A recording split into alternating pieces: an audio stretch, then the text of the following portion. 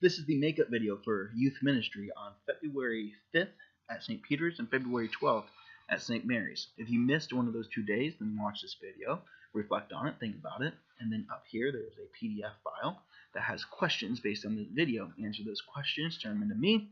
If they're acceptable, you get credit for the class. All right. So what do we do on these 2 days? We played Mission Impossible, which I thought was a pretty cool game. I enjoyed it. This game is about good guys and bad guys. Just like any spy movie, the bad guys are trying to destroy the world. The good guys are trying to stop them by intercepting the object that is going to destroy the world. And they had different clues and hints and all that. And there's spies on each side that are trying to give each other information. And then there's this third group called defectors. They defected or split off from the bad guys to be a third group, not affiliated with good guys or bad guys, who are trying to steal the object in order to basically hold it for ransom. I'll destroy the world unless you give me a lot of money. Yeah, so that was our game. I enjoyed it. Alright, so what was the lesson? Well, think about it. Secret agents, they're pretty cool. Think of all the spy movies we've had, the TV shows like Alias or 24. These are some of the older ones. But you have things like Mission Impossible and all the other cool movies that have happened that are about secret agents. And why do we like them? They get into all sorts of cool things. They go places that we never dreamed of going. They can see confidential information. They get all sorts of cool tech gear and things like that. You know, it's an exciting life, you know, and it's like, wow, that's so amazing. The best part about it maybe is the fact that they get to save the world. They can literally save lives by what they do. You know, what they do matters so much. But look at what they have to give up to do that. Look at everything they have to give up just to do this. They got to give up their family. That doesn't mean that they can't get married or whatnot, but I'm sure sometimes they don't get a lot of time to spend with wife and kids, or husband and kids. They might not be able to have a family at all. They might not be able to live whatever they want to live. They might be forced to relocate and move around.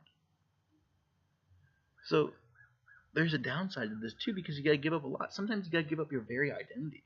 I've heard stories of people who were going to be a secret agent, and so the CIA decided that they were going to stage a funeral. So everybody thought they're dead.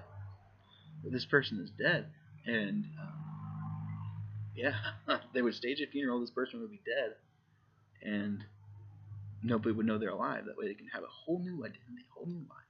It's crazy. All right. Basically, what's going to happen? You got to give up the idea of worldly success. You're not going to be famous. Nobody's going to know who you are. And yet, what you do, this salvation of the world in a physical sense, depends on it.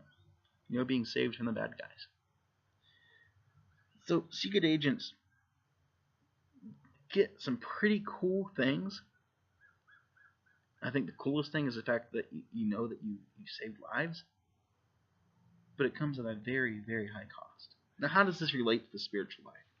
Well, I want to talk about the story of the rich young man. The rich young man comes up to Jesus and says, good teacher, can you basically, how do you be holy? How do you live a perfect life? And Jesus says, follow the commandments. What must I do to be good? That's what he asks. What must I do to be good? And Jesus says, follow the commandments. Honor your mother and father. Don't kill. Don't steal. Don't lie. And the rich young man says, well, all these I've observed from my youth. What still do I lack? He notices that even though he follows commandments, he's lacking something. He's lacking something. What is it? And Jesus says, he looked at him, loved him, and said, you're lacking one thing. Go, sell what you have and give it to the poor. Then come, follow me. The rich young man, his face fell, and he went away sad because he had a lot of possessions. And so Jesus turns to the crowd and says, it is easier for a camel to pass through the eye of a needle, the little hole in the top of a needle, than for a rich man to enter the kingdom of heaven. This astounded people. People were floored. How can you say that, Jesus? How can anybody be saved? And Peter chimes up and says, Lord, how can we be saved? We've given up everything. And Jesus says, For men, this is impossible. For human beings, it's impossible to be saved. But for God, all things are possible. You are not able to save yourself, but God can save you. It's an impossible thing that you're called to. But you can't do it, but God can. And then Jesus says that anybody who's given up anything for him is going to be repaid 100-fold. That's the story that I want to focus on here. I don't have a Bible with me, or else I would have read it to you. So the rich young man, what's he trying to do? He's trying to be perfect. He's trying to get to heaven. He's trying to be holy. He's trying to be what he's meant to be. The thing is, he tries to do it under his own power. He tries to do it through his own actions, his own ways, following the commandments, being a good person. A lot of times people say being a good person is how you get to heaven. No, believing in Jesus Christ, that's how you get to heaven. Believe in Jesus Christ and live the way he wants you to live. That's how you get to heaven. So, we are called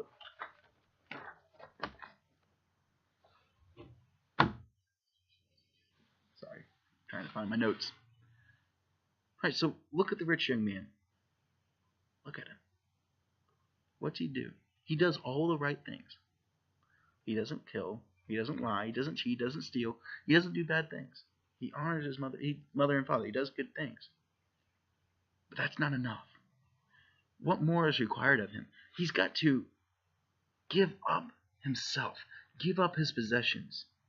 Give up these things that are tying him down. Give it to the poor. And then follow Christ. Because here's the deal. Rich young man, you're never going to find your happiness in your possessions.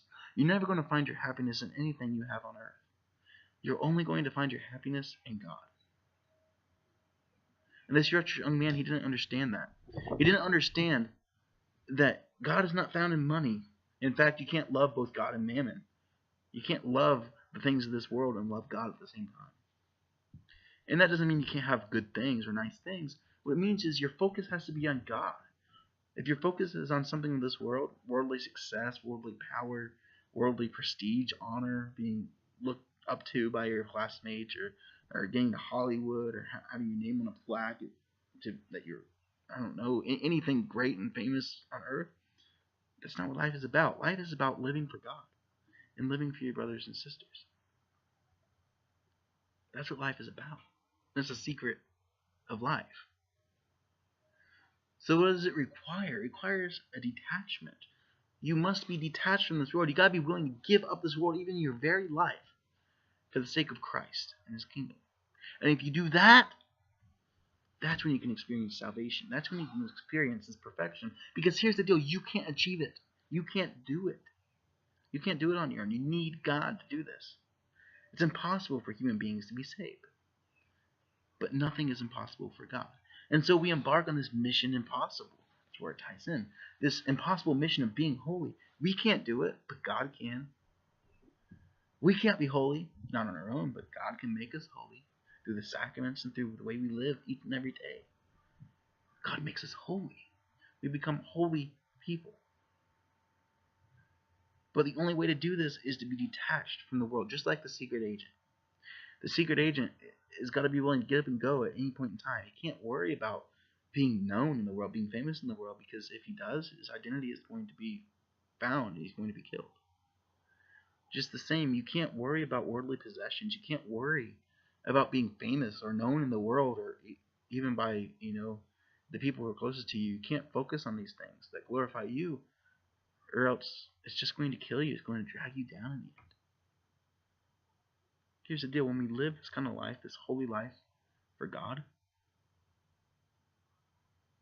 when we love God by loving our neighbor, when we're detached from the world, we participate, we help with the salvation of the world.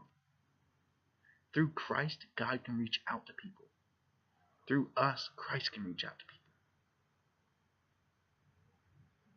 And this can only happen if you live a holy life, where not only happen, but the way to live a holy life, being detached from the world, this is how God works through us to save the world. So the bottom line is detachment. Don't focus on the things of this world. Rather, focus on the things of God. And when you focus on the things of God, you will be free to live a holy life. And through this holy life, God can save the world through you, through Christ living in you.